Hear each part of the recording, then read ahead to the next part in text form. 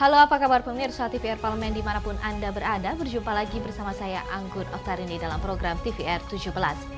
Tepat pukul 17 waktu Indonesia Barat, kami hadirkan kepada Anda sejumlah informasi paling baru dan menarik seputar kinerja dan kegiatan DPR RI yang telah disajikan oleh tim redaksi TVR Parlemen. Dan pemirsa, inilah TVR 17 edisi Senin 13 Juni 2022.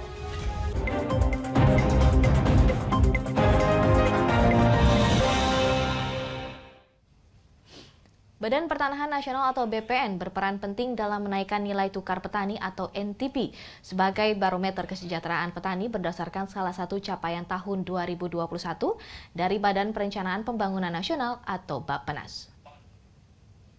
Perlunya peran dari Badan Pertanahan Nasional atau BPN dalam menaikkan nilai tukar petani atau NTP mendapat sorotan dari Komisi 11 DPR RI, di mana hal tersebut berdasarkan salah satu capaian tahun 2021 dari Badan Perencanaan Pembangunan Nasional atau Bappenas. Anggota Komisi 11 DPR RI, Sihar Sitorus menegaskan, NTP bersinggungan langsung dengan cara kerja dari para petani tersebut, yang salah satunya adalah areal di mana mereka bekerja. Ini, saya melihat ada satu komponen yang kurang, yaitu BPN. Kenapa BPN perlu?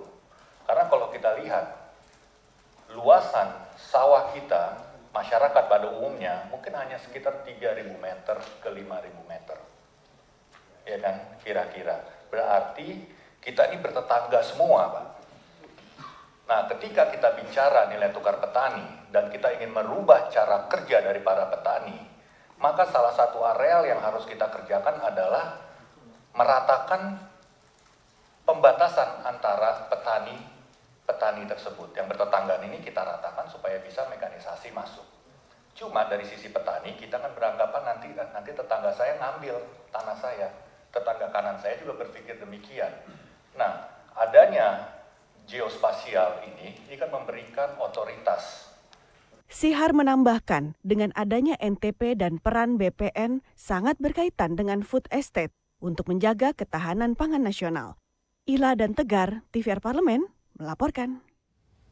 Industri kecil dan menengah atau IKM menjadi salah satu penopang perekonomian Indonesia. Anggota Komisi 7 DPR RI Bambang Patijaya di sini menyebutkan bahwa berbagai pelatihan diperlukan sebagai jawaban untuk dapat meningkatkan kualitas sekaligus meningkatkan daya saing IKM di Indonesia. Untuk lebih meningkatkan kualitas dan daya saing, Komisi 7 DPR RI menilai perlunya diadakan pelatihan terhadap industri kecil menengah atau IKM di seluruh Nusantara. Industri kecil dan menengah menjadi salah satu penopang perekonomian Indonesia saat pandemi COVID-19 yang merebak 2 tahun belakangan.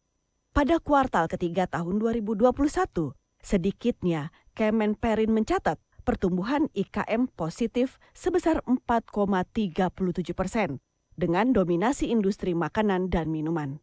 Anggota Komisi 7 DPR RI, Bambang Patijaya menyebut pelatihan terhadap IKM merupakan jawaban untuk dapat meningkatkan kualitas IKM sekaligus meningkatkan daya saing serta dapat mendongkrak pertumbuhan ekonomi nasional.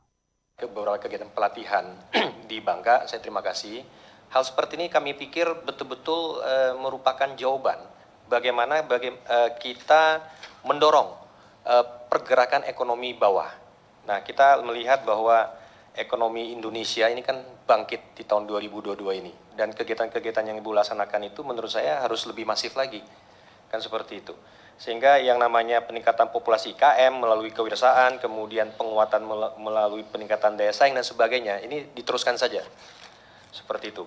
Lebih lanjut, untuk meningkatkan kualitas IKM, Bambang mengusulkan pemindahan kemitraan Badan Standarisasi Nasional atau BSN ke Komisi 7. Mengingat akselerasi IKM dan produk-produknya merupakan hal yang strategis. Teresia dan Teguh, TVR Parlemen, melaporkan. Anggota Badan Legislasi DPR RI Irmadi Lubis menilai sistem pendidikan kedokteran di Indonesia perlu diperbaiki. Ia menyoroti masalah pelayanan kesehatan yang menjadi image negatif dari praktek pelayanan para dokter spesialis di Indonesia.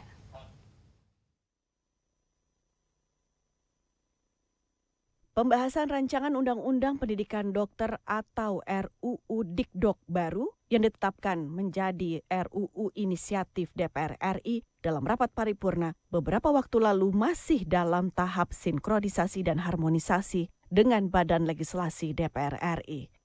Anggota Balik DPR RI, Irmadi Lubis menyoroti masalah pelayanan kesehatan yang menjadi image negatif dari praktek pelayanan para dokter spesialis di Indonesia. Ia menegaskan seorang dokter tidak boleh mempunyai standar ganda dalam pelayanan sehingga membedakan standar pelayanan publik dan privat. Dokter ini jangan punya standar ganda. Dia hasil dari pendidikan kedokteran itu jangan menciptakan dokter yang mempunyai standar ganda. Kalau dia melayani umpamanya di fasilitas umum seperti BPJS, itu lain, di prakteknya itu lain. Itu harus ada standar tunggal. Selanjutnya, Irmadi menyayangkan penyebab praktek standar ganda oleh para dokter spesialis tersebut. Menurutnya, mutu pendidikan dokter di Indonesia bukan hanya bertujuan untuk mencerdaskan anak bangsa. Yang saya harapkan paling utama ya ada dalam undang-undang ini membuat suatu secara jelas penugasan kewajiban negara terhadap pendidikan kedokteran. Adapun beberapa masalah pendidikan dan pelayanan kesehatan di Indonesia yang harus diatasi untuk mencapai standar kualitas pendidikan dan global WHO yang diusulkan harus ada dalam rancangan Undang-Undang Dikdok. Dari Senayan, Jakarta, Raihan dan Julian, TVR Parlemen melaporkan. Pemirsa, berikutnya akan ada liputan mendalam soal tata kelola industri sawit di Indonesia yang masih dianggap buruk. Laporannya sesaat lagi, tetap bersama kami di TVR 17.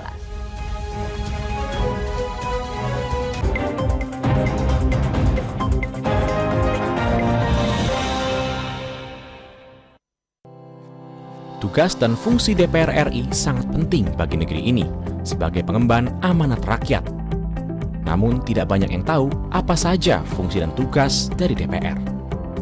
DPR mempunyai 3 fungsi pokok, yaitu legislasi, anggaran, dan pengawasan. Ketiga fungsi tersebut harus dilaksanakan dalam kerangka fungsi representasi yang mengedepankan kepentingan rakyat berdasarkan aspirasi masyarakat dan untuk kesejahteraan rakyat. Dari fungsi legislasi, DPR RI mempunyai tugas dan wewenang untuk menyusun dan menetapkan program legislasi nasional bersama dengan pemerintah, menyusun dan membahas rancangan undang-undang, menerima rancangan undang-undang dari DPD, membahas rancangan undang-undang yang diusulkan oleh Presiden ataupun DPD, menetapkan undang-undang bersama dengan Presiden, menyetujui atau tidak menyetujui peraturan pemerintah pengganti undang-undang yang diajukan Presiden untuk ditetapkan menjadi undang-undang. Sementara, fungsi anggaran membahas dan memberikan persetujuan atau tidak memberikan persetujuan terhadap rancangan undang-undang tentang APBN yang diajukan Presiden, memperhatikan pertimbangan DPD atas rancangan undang-undang tentang APBN dan rancangan undang-undang terkait pajak, pendidikan, dan agama, menindaklanjuti hasil pemeriksaan atas pengelolaan dan tanggung jawab keuangan negara yang disampaikan oleh BPK, memberikan persetujuan terhadap pemindahantanganan aset negara maupun terhadap perjanjian yang berdampak luas bagi kehidupan rakyat yang terkait dengan beban keuangan negara. Dan fungsi pengawasan, melakukan pengawasan terhadap pelaksanaan undang-undang, APBN, dan kebijakan pemerintah, membahas dan menindaklanjuti hasil pengawasan yang disampaikan oleh DPD terkait pelaksanaan undang-undang mengenai otonomi daerah, pembentukan, pemekaran, dan penggabungan daerah, pengelolaan sumber daya alam dan sumber daya ekonomi lainnya, pelaksanaan APBN, pajak, pendidikan, dan agama. Terima kasih. Video ini dipersembahkan oleh TV dan Radio Parlemen, Biro Pemerintahan Parlemen, Sekretariat Jenderal, dan Badan Keahlian DPR RI.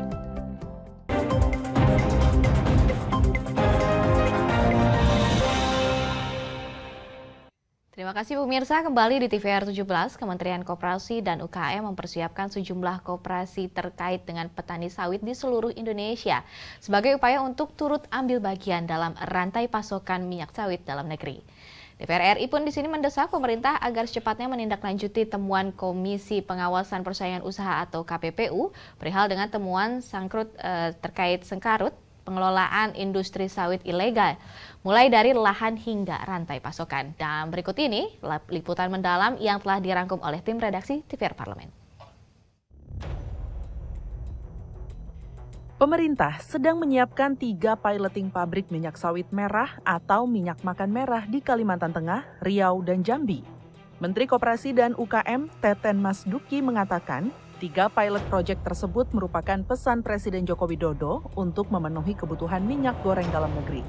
Menteri Teten menekankan, upaya untuk mewujudkan kemandirian pangan melalui hilirisasi produksi minyak makan merah oleh koperasi tidak terlepas dari perlunya sinergi dan dukungan kemitraan dari seluruh stakeholder terkait. Menyikapi hal tersebut, Wakil Ketua Komisi 4 DPR RI Anggia Ermarini mengatakan, rencana pembangunan pabrik minyak sawit merah merupakan inisiatif yang baik dalam upaya merespon kelangkaan dan tingginya harga minyak goreng yang beberapa waktu lalu melanda Indonesia. Kendati demikian, menurutnya akar masalah dari industri kelapa sawit dan minyak goreng justru disebabkan buruknya tata kelola, alur distribusi, hingga kebijakan pemerintah yang tidak konsisten. Untuk itu, Anggia juga mengingatkan pembangunan pabrik minyak sawit merah akan menjadi hal yang sia-sia jika tidak dibarengi dengan perbaikan tata kelola dan alur distribusi yang baik. Sebenarnya itu inisiasi yang menurut saya bagus ya untuk merespon masalah yang kemarin kita kelangkaan minyak gitu. Tapi sebenarnya masalahnya bukan kita nggak punya, ya, bukan kita nggak ada atau kita nggak stok itu nggak ada, itu nggak. Tetapi tata kelola, pengelolaannya, alur distribusinya, kebijakannya. Kebijakan itu maksudnya bagaimana ini diekspor kah atau kemudian harus bagaimana, itu yang harus dilihat. Sebenarnya gitu. Artinya jika misalnya bikin pabrik baru, lalu kemudian dengan unit baru misalnya, tetapi tidak menggunakan pengelolaan yang proper, itu pun juga tidak akan menjawab masalah-masalah yang kemarin. Yang kemarin itu kan masalahnya bukan karena nggak ada, tetapi karena memang penyalurannya, lalu kemudian ada yang diekspor, ada yang harusnya dipakai untuk dalam negeri, tetapi banyak juga yang dipakai untuk biodiesel kayak gitu. Jadi lebih tata kelola gitu, tata kelola yang memang menurut saya harus diperbaiki.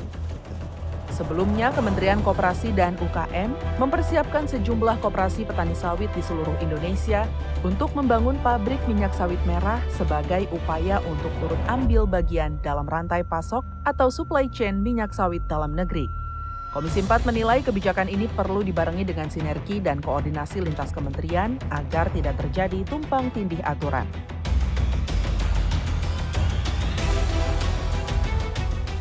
Di tengah upaya membenahi tata kelola industri sawit dan minyak goreng yang kini menemui jalan terjal, DPR kembali dibuat tercengang dengan temuan Badan Pemeriksa Keuangan. BPK menyebut sekitar 2,9 juta hektar perkebunan kelapa sawit di kawasan hutan lindung belum kantongi izin. Tak hanya itu, di kawasan tersebut juga masih ada 841.790 hektar kegiatan pertambangan dalam kawasan hutan, diketahui tanpa mengantongi izin. Wakil Ketua Komisi 4 DPR RI Budi Satrio Jiwandono mengatakan, Komisi 4 sudah membentuk panja dan akan melakukan FGD bersama KLHK untuk memverifikasi dan mendalami data perkebunan sawit tanpa izin tersebut. Sebagai leading sektor, LHK juga harus segera melakukan identifikasi subjek hukum terkait dugaan penggunaan lahan hutan untuk perkebunan sawit dan pertambangan tanpa izin, agar permasalahan ini bisa segera dituntaskan dan tidak menjadi presiden buruk di kemudian hari. Dan Komisi 4 DPR RI sudah membentuk panja untuk mendalami permasalahan ini. Komisi 4 dalam rapat kerja kemarin juga dengan KLHK meminta tindak lanjut dari penelaahan atau evaluasi 2 provinsi yang terindikasi banyak sekali kebun sawit yang masuk ke area hutan, yaitu Provinsi Kalimantan Tengah dan juga Provinsi Riau. Anggota Komisi 4 DPR RI Sulaiman Hamzah meminta pemerintah untuk proaktif mengusut temuan Badan Pemeriksa Keuangan itu demi menyelamatkan aset negara. Bahkan Sulaiman meminta untuk dilakukan penyitaan jika memang terbukti adanya penggunaan hutan tanpa izin oleh oknum perusahaan. Karena itu maka akan diproses semuanya tadi, didata semuanya. Data memang sebagian sudah masuk, bagian besar ya, itu sudah masuk, dan saya kira kementerian juga akan tegas dan kita juga tetap mengawasi karena itu akan merusak, tidak hanya merusak di lingkungan sekitar, tetapi juga menyangkut penerima negara yang tidak terdata. DPR RI mendesak pemerintah secepatnya menindaklanjuti temuan Komisi Pengawas Persaingan Usaha atau KPPU perihal sengkarut pengelolaan industri sawit ilegal. KPPU menemukan penguasaan lahan perkebunan sawit hanya dimiliki segelintir konglomerasi yang berujung pada sulitnya menata bisnis hilir sawit dan membuat komoditas turunannya seperti minyak goreng sangat mudah dipermainkan. Tim Liputan TVR Parlemen melaporkan. Paham radikalisme sudah menyusup ke segala lini dan termasuk perguruan tinggi. Banyak sekali mahasiswa yang terpapar paham radikal tersebut dan perlu segera diantisipasi. Pemirsa, informasinya selengkapnya akan kita bahas sesaat lagi. Untuk itu tetaplah bersama kami di TVR 17.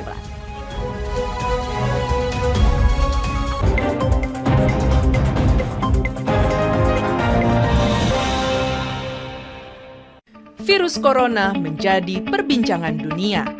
Beberapa negara sudah terjangkit. Ribuan orang di Indonesia terkena virus ini. Kita perlu antisipasi dengan melakukan hal berikut. Cuci tangan dengan sabun dan antiseptik. Gunakan masker atau penutup mulut saat bersin dan batuk. Masak telur dan daging hingga matang. Hindari kontak dengan hewan. Tidak saling berjabat tangan. Tidak berinteraksi dengan penderita.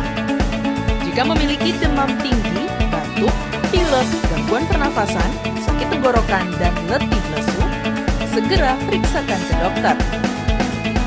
Waspada virus corona, cegah penyakit sejak dini.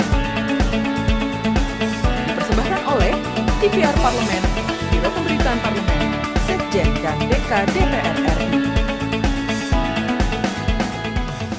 Ingat selalu protokol kesehatan dengan melakukan 5M. Memakai masker, mencuci tangan pakai sabun, menjaga jarak, menjauhi kerumunan, membatasi mobilisasi dan interaksi.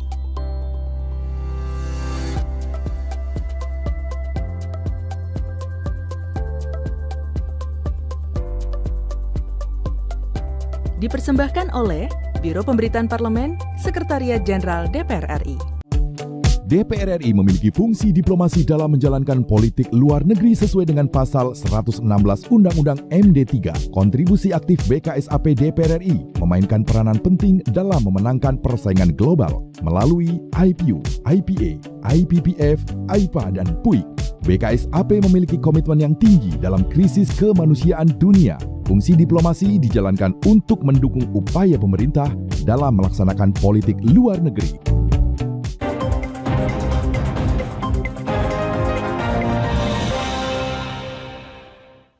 Kembali bersama di TVR 17, DPR RI meminta Badan Nasional Penanggulangan Terorisme atau BNPT melakukan upaya pencegahan penyebaran radikalisme dan terorisme di lingkungan perguruan tinggi.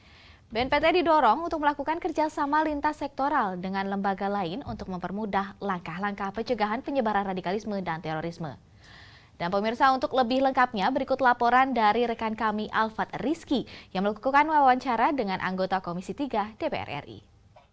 Baik pemirsa, saat ini saya sudah bersama dengan salah satu anggota Komisi 3 DPR RI, yaitu Bapak Supriyansa dari fraksi Partai Golongan Karya untuk daerah pemilihan Sulawesi Selatan 2. Dan pemirsa, seperti yang diketahui bahwa pada kesempatan kali ini saya dan juga beliau akan ngobrol-ngobrol terkait dengan temuan BNPT yang bagaimana radikalisme dan terorisme ini sudah masuk ke dalam ranah perguruan tinggi. Nah, Bapak Supriyansa, bagaimana Bapak melihatnya bahwa radikalisme dan terorisme ini sudah masuk ke segala lini bahkan sampai ke perguruan tinggi, Pak? Merupakan sebuah tantangan bagi kawan-kawan di BNPT bisa lebih melebarkan informasinya untuk mendapatkan informasi terbaru terkait perkembangan-perkembangan yang ada di daerah-daerah terkait dengan dugaan adanya pelebaran pengaruh-pengaruh teroris yang ada di Indonesia. Nah, olehnya itu Mengingat memang daerah kita ini daerah yang sangat rawan, olehnya itu BNPT mestinya melakukan peningkatan komunikasi lintas sektoral. Ya di BNPT, kepolisian, kalau perlu TNI, dan BNPT sekarang ini kalau bisa lebih banyak turun ke masyarakat. Ke masyarakat apa? Karena tokoh-tokoh masyarakat, kepala-kepala desa, kepala-kepala sekolah yang ada di sebuah wilayah itu lebih mengetahui tentang kondisi yang ada di daerahnya dibanding orang luar. Artinya apa? Jika ada sesuatu yang mencurigakan anggaplah di desa itu, maka yang lebih mengetahui adalah pertama tokoh masyarakatnya, yang kedua kepala dusunnya, yang ketiga ketua RT-nya, keempat adalah kepala desanya. Jika semua ini disentuh, membuat jaringan informasi yang kuat BNPT dengan seluruh wilayah-wilayah seperti ini sampai yang terkecil, maka tidak ada ruang bagi orang-orang yang mau mengembangkan sesuatu di daerahnya terkait dengan aksi-aksi teroris yang ada di negara kita. Kemudian masuk di sekolah-sekolah. Di sekolah-sekolah, oke, kita memahami bahwa baru-baru BNPT telah melansir seperti itu. Kalau begitu modelnya, BNPT harus turun melakukan kerjasama dengan kepala-kepala sekolah, guru-guru yang ada di situ, ya kan? Kemudian bisa melihat yang mana kira-kira ada anak didik kita yang agak lain. Kemudian ada cara pergaulan yang berbeda. Nah, kesemua ini merupakan langkah-langkah preventif yang telah dilakukan oleh Pak Kepala BNPT seluruh jajarannya di daerah bersama dengan kepolisian yang ada. Itu lagi masih bisa diminimalkan dengan adanya melakukan pencegahan sebelum meletus yang ada. Jadi kalau sudah meletus, sudah ada ledakan, baru turun, ini namanya mengobati. Nah sekarang kita harus mencegah. Bagaimana melakukan pencegahan? Adalah melakukan komunikasi di lintas sektoral, menghubungi semua tokoh-tokoh masyarakat yang ada, melakukan komunikasi dengan kepolisian baik yang ada di tingkat kabupaten, provinsi, yang ada di Polres, kemudian di di polsek-polsek, kesemuanya itu bisa membantu kinerja BNPT dalam mengungkap semua kasus-kasus yang ada terkait dengan perkembangan teroris yang ada di Republik ini. Indonesia begitu besar, negara kita sangatlah besar. Ya. Nah untuk menjangkau wilayah kita ini butuh waktu yang sangat luas, yang sangat banyak. Olehnya itu harus memanfaatkan komunikasi di semua lini. Jika semua lini dimanfaatkan, maka ini bisa membantu BNPT dalam rangka melaksanakan pencegahan terjadinya tindakan terorisme yang ada di Republik ini. Oke. Pak, itu kan tadi BNPT itu sudah menemukan walaupun masih dugaan ya Pak ya, walaupun masih dugaan. Tapi apakah Bapak melihatnya BNPT itu sebelumnya tidak melakukan sosialisasi kepada perguruan tinggi ataupun sekolah-sekolah itu Pak, sehingga baru ada ini terus baru ke depannya baru dikencotkan gitu Pak? Menurut laporan BNPT sudah melakukan komunikasi lintas sektoral, termasuk komunikasi dengan perguruan tinggi yang ada, sekolah-sekolah yang ada, tetapi ini harus dimasifkan lagi. Jadi harus dimasifkan lagi, kalau perlu semua lembaga-lembaga pendidikan tanpa kecuali, kalau di sana ada indikasinya, ya kita minta BNPT untuk melakukan itu. Kemudian kelompok-kelompok masyarakat yang ada, ya silakan dilakukan edukasi supaya bisa mendapatkan informasi yang lebih jelas terkait dengan perkembangan teroris yang ada di daerah itu. Nanti intinya adalah sosialisasi dan juga edukasi ya Pak untuk kedepannya itu untuk dimasifkan. Ya, begitu Bapak Supriyansa, terima kasih atas waktunya Pak. Sekian pemirsa TVR Parlemen dimanapun Anda berada, itulah tadi bincang-bincang saya dengan salah satu anggota Komisi 3 DPR RI, Bapak Supriyansa. Terima kasih, sampai jumpa.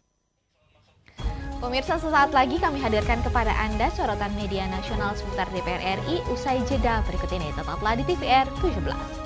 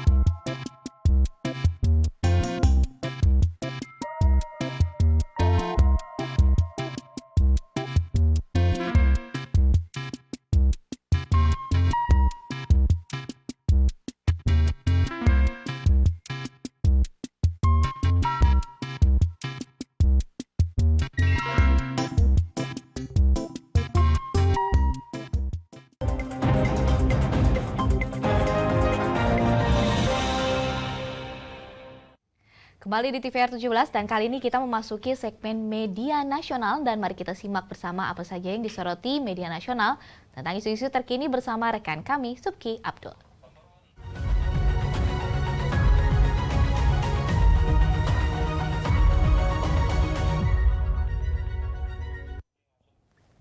Halo, apa kabar pemirsa di hari Senin 13 Juni 2022 bersama saya kembali Subki Abdul. Mari kita bahas apa saja menjadi headline media online pada hari Senin ini.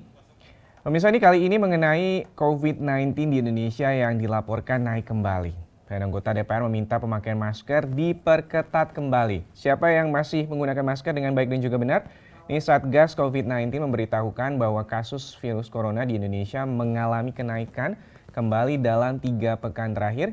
Bisa Anda saksikan di layar kaca televisi Anda sejumlah headline media pada hari ini. Anggota Komisi 9 DPR RI Rahmat Handoyo menyarankan pemerintah memperketat lagi aturan pemakaian masker. Dan Rahmat mengatakan bahwa secara keseluruhan pandemi COVID-19 di Indonesia relatif terkendali.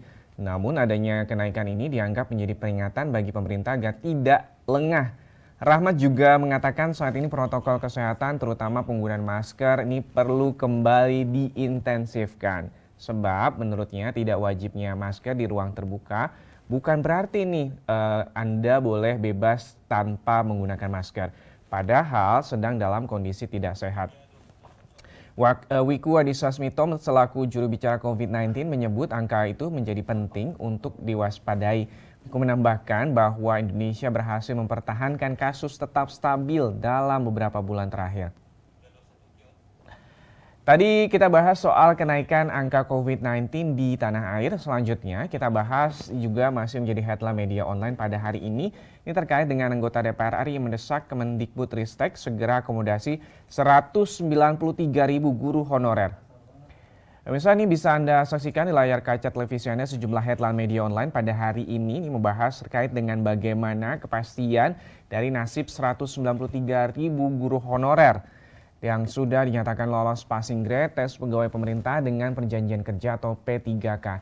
Namun hingga kini belum mendapatkan kepastian statusnya.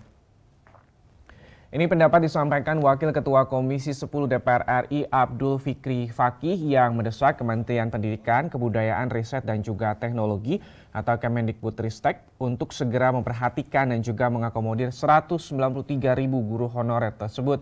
Sementara itu anggota Komisi 10 DPR RI ini Ratih Megasari Singkaru juga menyampaikan kondisi guru honorer yang lulus passing grade P3K namun belum mendapatkan formasi.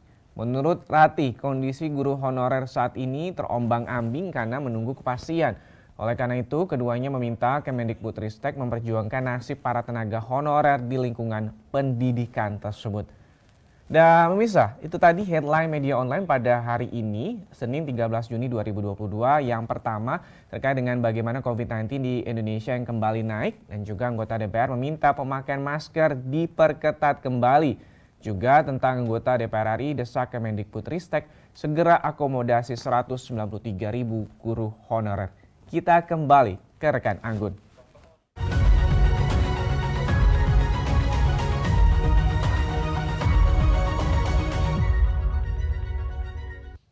Terima kasih rekan Uki yang telah menyampaikan sejumlah sorotan dari media online nasional pada hari ini. Pemirsa TVR Parlemen segmen media tadi sekaligus menutup program TVR 17 edisi sore hari ini. Dan jangan lupa, kembali kami ingatkan kepada Anda, virus COVID-19 masih ada dan untuk itu terus taati protokol kesehatan dimanapun Anda berada. Saya, Anggun Oktarini beserta seluruh kru TVR Parlemen yang bertugas mengucapkan terima kasih dan pamit undur diri dari hadapan Anda. TVR Parlemen, referensi Indonesia.